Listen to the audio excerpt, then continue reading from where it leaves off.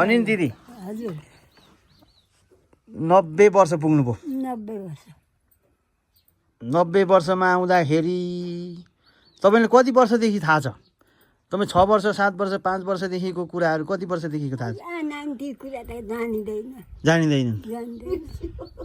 बिर्सियो बिर्सियो पनि खेल्दाका कुरा सानादेखिका किनभने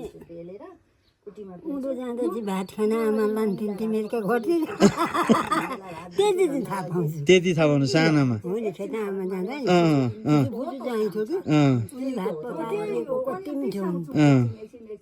त्यहाँनिर भात खान पस्नुहुन्थ्यो उकालो ओह्रालो खेती जम्मै तल खेत थियो तल खेतको धाए धाए हो आइसकिन छोडिदिएँ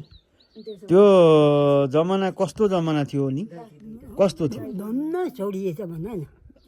अनि अहिलेसम्म कति दुःख गर्नु पर्थ्यो होला दुःख त जङ्गल भारी पारिएछ अरे जङ्गलै भयो छ नि त खेत त छ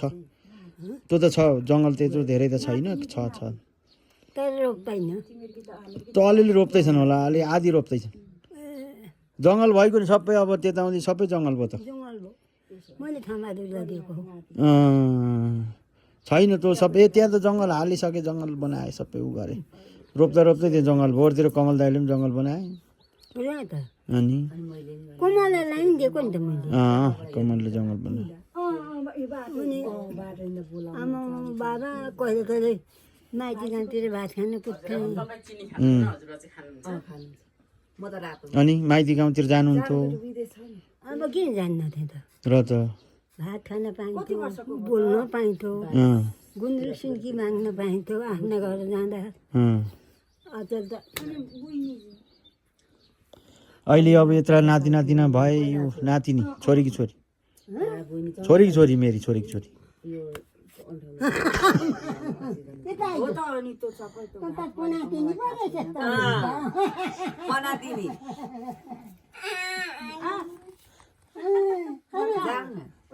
दिदी अनि भन्नु न भन्नु अनि अहिले भात खाइँदैछ 3 चोटि खाइन्छ भात खाइन्छ बिहान उठ्दा पनि खाजा ठिक्क पारेर ल्याउँछन् दुधमा भिजाएर अहिले दिउँसो पनि अघि दिए अनि भरे भात दिन्छ खान्छु ज्वरो सरो आउँछ के गर्छ यसो उसो केही छैन खान्छ हिँड्न ओर्न यताउति गर्न यता बाहिरभित्र त गर्छु काम त निन्द्रा आउँछ मजाले निदाइन्छ निन्द्रा कहिले आउँदैन कहिले चाहिँ कहिले आउँदैन कहिले त्यस्तै हो अब जमाना नि हो 90 वर्ष भनेको सानो हो हामी 90 वर्ष बाँचिएला त दिदी बाँचिँदैन खोइ बाबा कति लिएर आइएको छ यत्रो देख्न पाएको संसार आँखा त्यस्तो कमजोरी छैनन् नि त्यति कमजोरी छैन अचेल भोलि पो अलिक कमजोर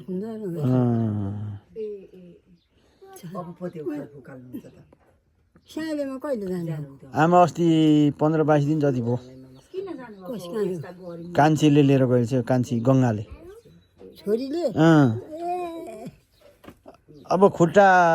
लागुन्जेली अलिकति हिँड्नु न त 2-4 दिन र त अनि